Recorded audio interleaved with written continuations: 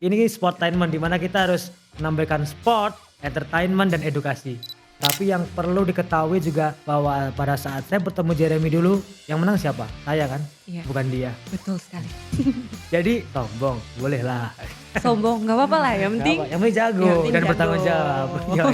Apa yang Anda minta bakal terwujud. Anda akan bertemu kembali dengan Tuwadis di Becak Lawu dan mungkin hasilnya akan sama. Saya akan jadi pemenangnya. Asik. Dan the king is back. One Pride MMA Podcast. Check. Selamat datang di One Pride MMA Podcast bareng gue Kimberly. Tapi kali ini gue sebagai host bukan sebagai narasumber. Dan narasumber kita kali ini siapa lagi kalau bukan sang Becak Lawu, Mas Wardi. Apa Siap. kabarnya Mas Wardi? Baik-baik, gimana kabar Kimberly? Baik dong, terakhir Wes. kita ketemu kemarin di Fight Night 41 ya. Oh iya, Fight Night 41 terakhir saya tanding kalau nggak salah itu. Pertama Bener sih. kalinya kita in frame ya. Iya betul, ya Wih. deg-degan juga sih ya. Keren banget loh, baru juga nonton pertandingannya tiba-tiba wah udah selesai aja. Kalau kata teman-teman saya tuh keren saya tuh emang dari dulu, cuman ya saya nggak nyadar aja. Wih. Jadi gimana nih kegiatan sehari-harinya? Kegiatan sekarang di masa pandemi ini saya aktif di pertanian yang saya nanam sayur itu dan peternakan kambing. Di samping itu juga saya melatih di 2 tempat, Asta dan Neo Fighting Camp. Dan untuk 2 bulan terakhir ini saya fokus untuk persiapan tanding di Fight Night 47. Jadi nggak sabar sih sebentar lagi sih. Wes. Keren banget loh, aku suka loh liatin Instagram Mas Wardi. Aku juga suka sama kamu. Ih, Salah ngomong.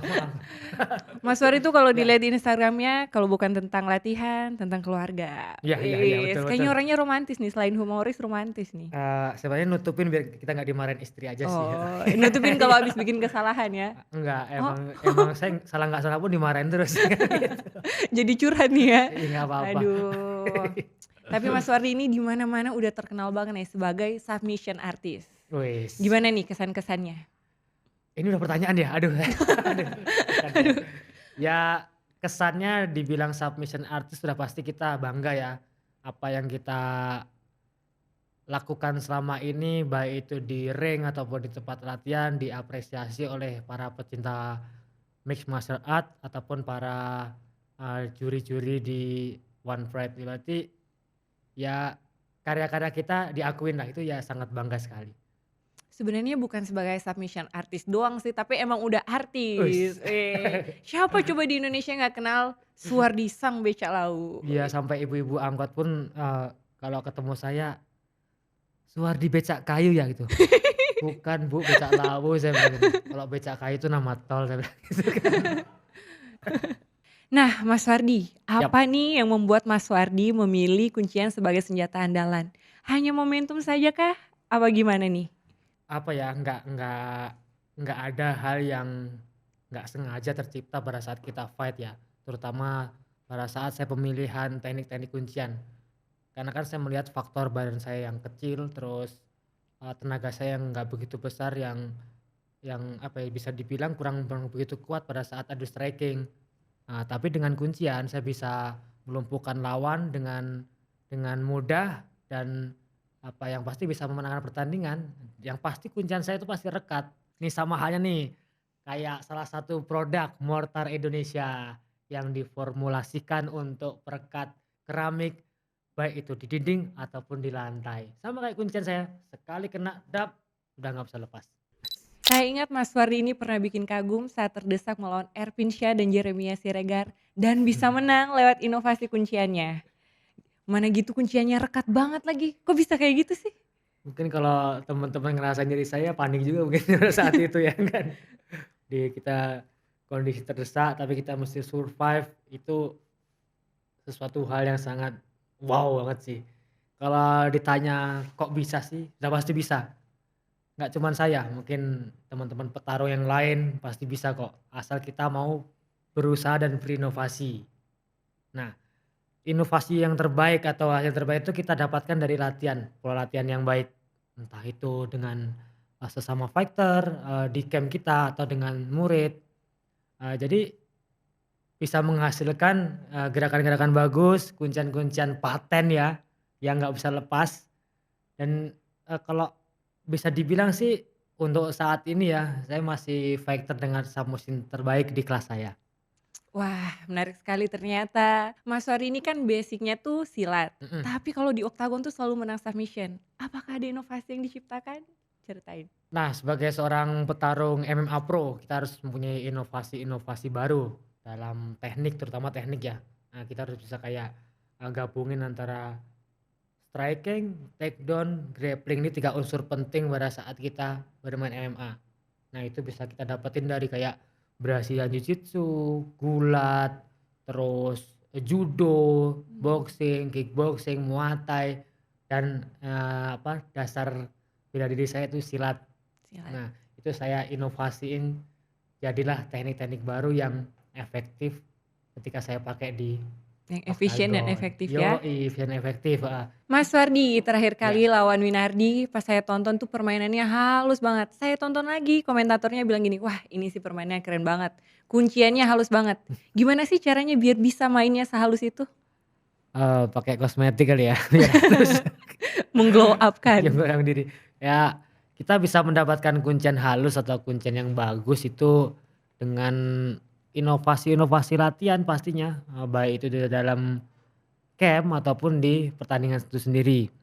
Nah, ketika kita kayak latihan ya, dalam keseharian kita dalam camp itu sesering mungkin intinya kita mengulang-ulang atau menginovasi teknik-teknik itu di dalam, pola latihannya, dalam sparring ataupun ngedrill bersama teman ataupun murid sehingga nantinya pada saat kita bermain di dalam cage bisa mengaplikasikan dengan bagus, ya syukur-syukur halus, yang udah pasti halus sih kalau kita bisa ngapalin dengan baik gitu. Wah, hebat sekali ternyata Mas Wardi ini. Sama Mmm. halnya, sama hebatnya dengan Mortar Indonesia yang mempunyai Wes, hasil acian mhm, sehalus kaca. keren sih itu. Harus cobain loh nanti. Pastilah, kita kan juga seneng banget dengan teknik-teknik bangunan, pasti akan saya cobain. Oh iya, Karena Mas ini Wardi kan hal yang ahli baru ya? ya, hal yang baru harus harus bener-bener kita cobain. Bener nggak sih sekuat itu gitu kan, bener sehalus itu kan itu. Pastilah itu mah. Kalau boleh tahu nih, dengar-dengar kan katanya Mas Wardi bakal lawan Bobby Yauri. Gimana nih persiapannya? Oh, ya saya bakal lawan Bobby Yauri di Fight Night 47 nanti. Itu merupakan ajang contender fight di mana pemenangnya nanti yang akan melawan juara sekarang juara bertahannya kan Jeremy Siregar ya. Nah, kita bisa lihat kan selama sepeninggal saya menjadi juara itu setelah saya lepas Sabo, Sabo itu nggak pernah diam di satu orang, pindah-pindah dari Rama Supandi, kemudian pindah ke Ade Ruminto, terus kemudian ke Jeremy Siregar. Nah Jad ini kayak kayak menandakan bahwa di kelas flyweight ini benar-benar ketat banget, benar-benar persaingannya luar biasa.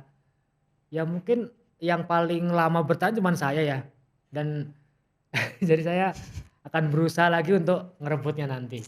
apakah ada gameplaynya nanti? Udah pasti ada dong, setiap saya menghadapin lawan A, B, C, D itu selalu berbeda tekniknya. Nah, di sini dengan Bobby Yauri saya juga harus mengantisipasi bahwa dia kan masih muda, walaupun saya juga masih muda sih, kita sama-sama umur 28 ya Ya kita. masih ABG lah. Yoi, ABCD, tapi bukan sepak doang. Aduh. Nah, antisipasi mungkin power dia karena saya lihat kan power dia bagus, napas dia juga panjang, tapi dia juga belum pernah melihat lawan setangguh kayak Becak Lawi ini kali ya. Dan kita buktikan di atas ring, siapa yang terbaik nanti akan menghadapin Jeremy Siregar. Tinggal selangkah lagi nih untuk Mas Wardi bisa melawan Jeremy Siregar Ya, buat merebut sabuk di kelas flyweight. Udah siap nggak? udah pasti siap dong, nggak Oh, lihat, saya segar siap banget. dong. Yoi.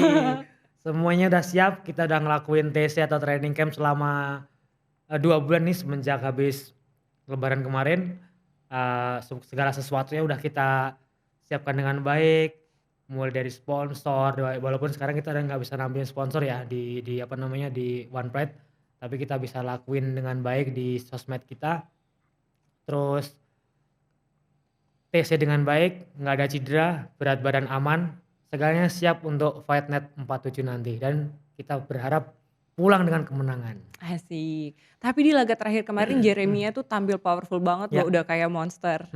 Gimana tuh tanggapan Mas Wardi nanti? Yang pasti kita mewaspadai juga dengan perkembangan dia yang begitu signifikan. Tapi yang perlu diketahui juga bahwa pada saat saya bertemu Jeremy dulu, yang menang siapa? Saya kan, Iya, bukan dia. betul sekali. Jadi sombong, bolehlah. Sombong, nggak apa-apa lah, yang Nggak penting apa, yang penting jago yang penting dan bertanggung jago. jawab. Yoi. Ini sportainment di mana kita harus menampilkan sport, entertainment dan edukasi. Jadi kita mesti harus tampilkan semuanya. Ketika kita masuk ke ranah entertainment-nya ya mau nggak mau kita harus ngeluarin Cywar. Cywar yang gimana orang bisa antusias untuk menonton kita fight. Terus di mana orang kadang-kadang kan terbawa emosinya ke pertandingan kita dengan Cywar-Cywar sebelum pertandingan ya. Nah spotnya ya saat kita melakukan teknik-teknik bertanding tadi kita bisa striking, takedown, grappling, ada kuncian. Sedangkan edukasinya ya edukasi masalah teknik dan sportivitas yang kita junjung tinggi di One Pride MMA ini. Apakah ada pesan-pesan buat Jeremia? Coba Mas Wardi. Pesan-pesan menantang apa gimana nih? Sebenarnya terlalu dini untuk pesan-pesan untuk Cywar ke Jeremy ya. Tapi kalau ditanya ya kenapa enggak gitu. Pesan saya jaga kesehatan aja dan apa yang Anda minta bakal terwujud. Anda akan bertemu kembali dengan Suwardi si Becalawu dan mungkin hasilnya akan sama.